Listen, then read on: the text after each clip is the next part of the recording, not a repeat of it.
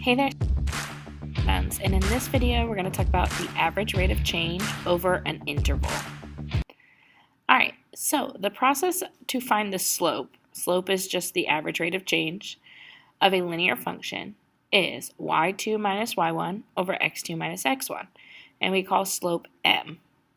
Alright, when we're dealing with a function, m is f of b minus f of a over b minus a. Okay, we can also use the slope formula to find the average rate of change over an interval AB, where x sub 1 is A and x sub 2 is B. Matthew is jumping off the diving board at the YMCA pool.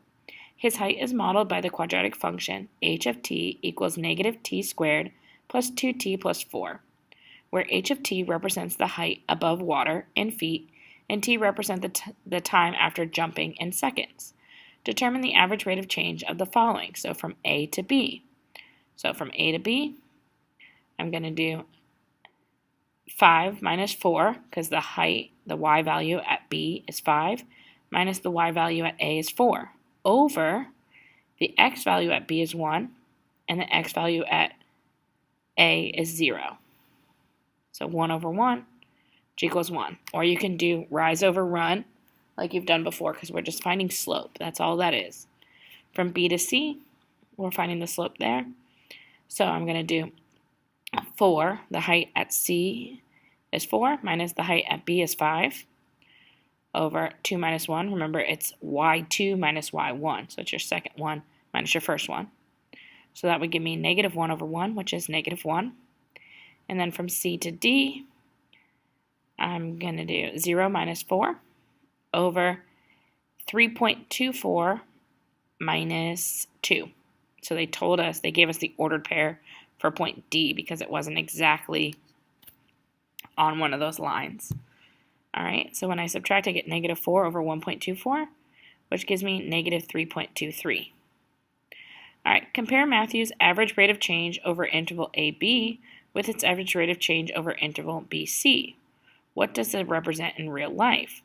So AB shows when he was jumping up, and then BC starts to show when he starts falling down. Alright, suppose that the cost of producing X tablets is defined by C of X equals 200 plus 10X plus 0.2X squared, where X represents the number of tablets produced. The table below represents the function. Which interval represents the greatest rate of change? Okay, so the rate of change is the difference between your C of X over the difference between your X. So my X values are changing by 5 every time. My C of X, the first one changes by 85, then plus 95, plus 105, and plus 115.